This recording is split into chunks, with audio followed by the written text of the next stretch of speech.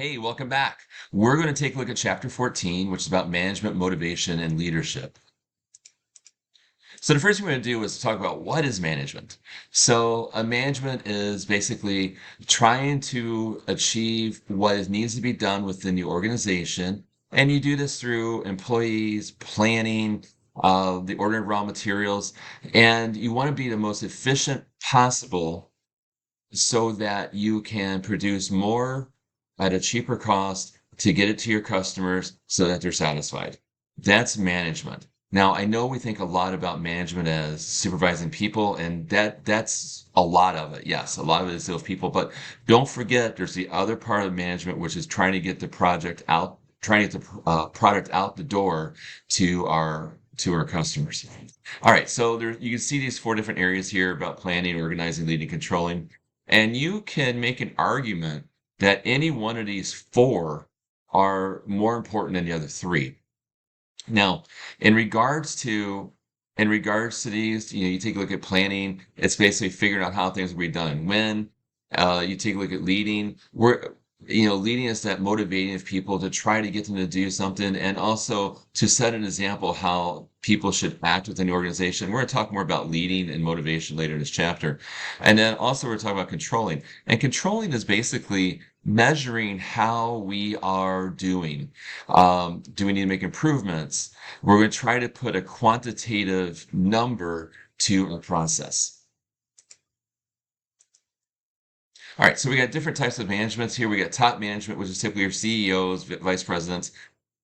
Mid management, which is typically where college graduates end up, is the mid-level management.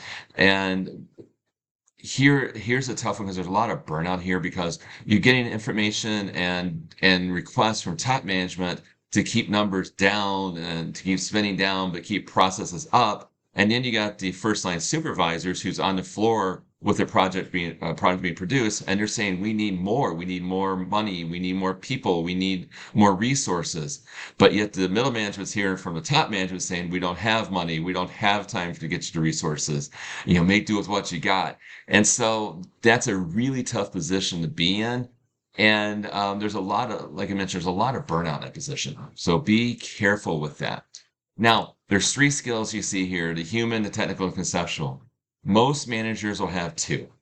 And I'm going to stereotype here. When you think of a marketing person, just think about that for a second. If you think of a marketing person, which two of the three do you think of?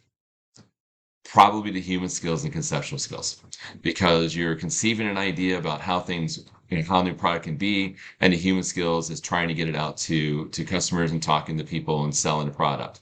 You think about IT, you may want to think about technical skills and the conceptual skills. They know the processes of how to work the software, and then they also have ideas of how to make that software work. So that's kind of the idea about technical and conceptual skills. Motivating. Okay, so this is a really interesting thing. You see, the first thing is the Maslow's of need. We're going to take a look at a graph of this with Maslow's hierarchy of need. We're going to take a look at a graph of this in the next slide. But basically, it talks about different layers that people need in order to survive and function. We're going to talk about that. And then we're going to take a look at something called Theory X and Theory Y. Theory X will argue that people don't want to work. They have to be told exactly what to do, and they have to be monitored all the time. Where Theory Y are those individuals that want to be at work, that are really into their job, and they don't need the supervision, and they want to be able to contribute to the company as much as possible. So that's the big difference between Theory X and Y. But first of all, before we go more into that, I want to talk about Maslow's. And Maslow's, you can see the physiological and on up, and I'm not going to talk about each five of these, but you can see in the pyramid here how important each one is. So in regards to physiological, it's the base. So, we need the food, shelter, water. We look up and if you see a social belonging, yes, we want to have friends. We want to belong in the workforce. We want to belong in that culture. And so we work up, and then we get to self-actualization, easy for me to say.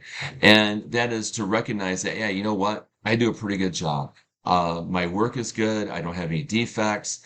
My customers are happy with what I produce. So that's these things in terms of the hierarchy of needs. When you get more into a management leadership class, you'll hear more about that. Now, theory X and theory Y, again, we talked about this a little bit earlier. Um, we talked about the first part of this graph here. Workers dislike work and will do everything they can to avoid it. That's the assumption they don't want to be there. Whereas the theory Y assumption is work's natural, like a play or rest, and they want to be there. They don't dislike their jobs. Okay. And there's one thing I want to share with you in terms of both theory X and theory Y, and in terms of management leadership as well. It's not about how your employees feel on Monday morning. It's how they feel on Sunday night. Do they dread going to work? Are they like, oh my gosh, I have to do this again? Or are they like, hey, you know what? A new week. Let's try something new. Let's learn something new. And that's an issue. That's something you want people to feel like, hey, let's go to work. Let's get started. If you have a person that's like, oh, I don't want to be there. I'm dreading this. I can't, oh, tomorrow I wish it wasn't coming.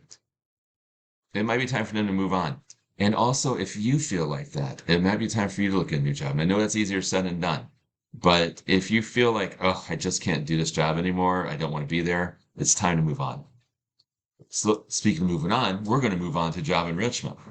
So, job enrichment is simply giving individuals a little more substance to their job. And you can see here in terms of the variety and these 5 things in front of you, variety all the way to feedback. A lot of what people want in the work is autonomy. They want to be able to call their own shots. They want to be able to produce a product that's them. They want to identify with their job and with their product. And that autonomy is huge. And don't discount how important it is to motivate a person, because if a individual feels like they own their product, they feel like they're in control of it, they're going to produce much, much better other than being micromanaged. Promise me you'll never be a micromanager. All right, expectancy theory. So what this is just basically you do a job, you do it well, you should get rewarded for it. That's it. So you should get a pay. That reward could be pay. Typically, it's pay. If you do extra, maybe you get a bonus. Maybe you get a check for $500 and you go spend it. And you go on a weekend getaway. It's all due to the effort they put in your work. So that's the expectancy theory. Now, another theory that I want to talk to you about is the equity theory. And what this is that there should be fairness among employees. So if person A does something and person B does the same thing, they should get equal treatment, equal pay. However, person A is doing their job and person B is not doing their job and both get equal pay, then person A is going to get mad and their performance will probably suffer a little bit because they're like, why bother? Person B is not doing anything special. They're not doing their job, but yet they're still getting paid. So why should I do that? So that's where equity theory comes into play. And you got to be careful with that. And it's one of the things that's going to be challenging as a manager for you is to make sure that there is equity and everybody's pulling the weight. All right. So in regards to motivation, yes, there's always compensation. Um, but you look at trying this idea of the well-being of the employees and production and employees are productive and engaged. Um, Giving people autonomy, giving people training, just motivate, just recognition. So you see this idea about provides non-traditional benefits and nurture unique corporate cultures. So if a person does a job, call them out in public and say, hey, person next did this terrific job. Let's give them a shout out. Or you do in a company letter or an email, something like that. And it's those intrinsic motivating factors that lead to greater job satisfaction than extrinsic motivating factors such as money. So we got some planning, and we talked about this in one of the first slides about management. And so strategic planning again is this long distance, and it's a map. Now, some people argue that strategy is not a map. I think it is because you have to have goals and milestones to achieve the strategy. Some don't, but you look at this, you have priorities and objectives and how long it's going to take. Now, long-term planning is about 5 to 10 years. You look at tactical planning, which is shorter term planning, that can be anywhere from 1 to 5. And then operations planning is definitely less than a year. This could change due to economic situations. This could change due to employees quitting or getting sick, whatever the case may be. And contingency planning is just simply having plan B. If something happens in our facility, do we have a way to make sure that we can still function and operate? And I'll give you an example of this and how it worked. In the 2001 attacks in the World Trade Center, Merrill Lynch was the largest corporation that worked in the Twin Towers at the World Trade Center. And back in 1993, there was a bombing in the basement of the World Trade Center. No, obviously nowhere near the devastation of what happened on September 11th, 2001. But what happened is that Merrill decided, hey, we need to have contingency plans just in case the Twin Towers are attacked again. And so what happened is that they set up a 800 number, and also they set up off-site facilities so that if there was a disruption in business operations, they could still maintain their operations throughout the day and not lose any business or any data. And that's exactly what happened during the 2001 attacks. And in fact, they had an 800 number set up for their employees' families to call before the government had one set up. So contingency planning is very, very critical. Don't sell those plan B short. All right. So in regards to the contingency planning, the paradigm here, this model, you kind of figure the probable issue is what could happen. Maybe there's a loss of power. We get a virus in our software. So those things that could happen. The most harmful issues, it could be that our building burned down, that we had water damage in the building, like the sprinklers went off and ruined all the equipment. So we have to figure out how we had this contingency plan. So this Venn diagram that you're seeing here, the middle part is how do we take care of our issues, and what happens if something does occur, fire or water damage, whatever the case may be. So that's what you get a plan on. And I'll give you an example, a little bit of historical lesson on that, and I'll come back to this in a second. After the 2001 attacks, the U.S. government contacted Hollywood and asked them to come up with scenarios that could happen for new terrorist attacks so they can be ready and have contingency plans all set up. So, these are things that happen in real life. And when you get into your management roles, you are going to think of contingency plans. Like, for example, with me, with all my files, I have everything backed up on a jump drive, and I have everything backed up on a larger uh, portable drive as well. It's much bigger than a jump drive. So I have multiple copies of my files just in case something were to happen. And I hope you do too. And I know some of you have it in cloud, and we're talking about cloud computing when we get to chapter 16. But if you need to get access to it fast, if you get a password, whatever the case may be, if you have it on a jump drive, you have access to it really quick. But no matter what, always back up your files. Always, always, always. Okay. So the mission is why we're in business. Why are we doing what we're doing? And everyone in the company should know what the organization's mission is, so that they can work toward that mission and toward the goals. Now, a SWOT analysis. We talked about a SWOT when we're talking about the marketing aspect and marketing chapters. A SWOT can also be a strategic tool, and actually it's more of a strategic tool than a marketing tool.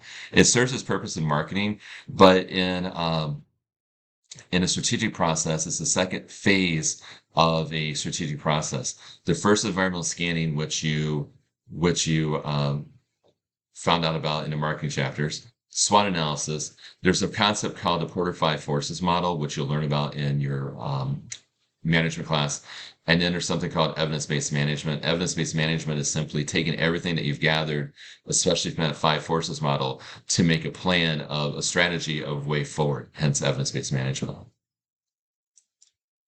I hope you guys are doing good so far. We got a little bit more to go, but I just want to make sure you guys are good. So let's move on. So strategic goals. What is it that we want to do? We got these, you see the word here, benchmarks. We're trying to accomplish certain things in a given time frame. So maybe we want to grow our market share by 2% in the first 6 months of the year. Or maybe we want to be 5% more profitable in the first quarter. Whatever the case may be. Okay, so those are strategic goals. And then we figure out a way to get there. We have to make them realistic, though. We just can't say that we want to grab 50% market share in the first couple months. That's not going to happen. All right. But saying that a 2 to 3% growth in market share within the first quarter, that's possible. So you want to keep it realistic. Implementing the strategies, it's the core. What are we doing? What is the function of what we're doing? What's the overall goal? And we keep that message alive. What are we doing? What is our core strength? What is our core strategy? To grow market share. Okay, how do we do that? And it has to be talked about to the group all the time. One of the things that I've seen organizations, issues that organizations make and mistakes that they have is that they say it one time and they move on and that's it. And they expect their employees to remember that. It doesn't work that way. The employees have lives, they have families, they have other components of the job. It has to be constantly told to them so that they remember it and that it's part of their job, part of their daily function. Here's a core strategy. Here's a core function to help us achieve the strategy. And that core function can be anywhere from sales to marketing, production, reducing waste, whatever the case may be. All right. So this is an organizational chart, and I think you're pretty familiar with these. What this shows is just basically to break down the organization. You got the president at the top, and then you got the vice presidents, and then the people or the employees in which they supervise. Now, a couple things here I want to talk to you about, and I have a slide here coming up showing you about these span of control and also the degree of centralization. So the degree of centralization is that power is held by a small group of people, typically upper management, and so information flows from top down. It works for some organizations, not all. Then we have departmentalization. I'm sorry. Let's talk about span of control for a second. So then for span of control, what that is that we have different layers of management, and then those managers have people that they supervise. So you may Department A has 5 people, Department B has 3 people, Department 4 has 6 people, etc. All right, and then those managers report to vice president. So you have vice president, then you have certain managers, and then it breaks out even further. So that organizational chart that you saw last slide, it could really get big in a hurry, depending upon the span of control. And then departmentalization is simply putting people into the right departments. When I worked at the newspaper, uh, I worked in the ad graphics department, and so we had people who were proofreaders. We had people who were designing the ads. We had scanners. We had people who found the ads. And my job was to, supervise all of that. And so it makes sense if you divide the work into subgroups by expertise and also those who want to do that job. That makes a difference too. And it's just like what I was talking about a couple slides ago. It's about where people want to come to work, they don't dread coming to work. And so, you keep them happy and they want to do what they want to do. They want autonomy. They want to create their own ads. I let them do that. And it worked out really well. Okay. Um, the one, probably the organization model that you're most familiar with is basically the line managers. And there's that chain of authority in department managers. See, okay, that's the one that we're most familiar with. The matrix, the matrix is simply where you have different areas of an organization or organizations where they can be grouped by another organization to do a function for that organization. So let me explain. So let's say like you're building a house and you are a builder and you have company A, you have company A, drywaller, drywaller A, drywaller B, drywaller C, plumber ABC, and then roofer ABC.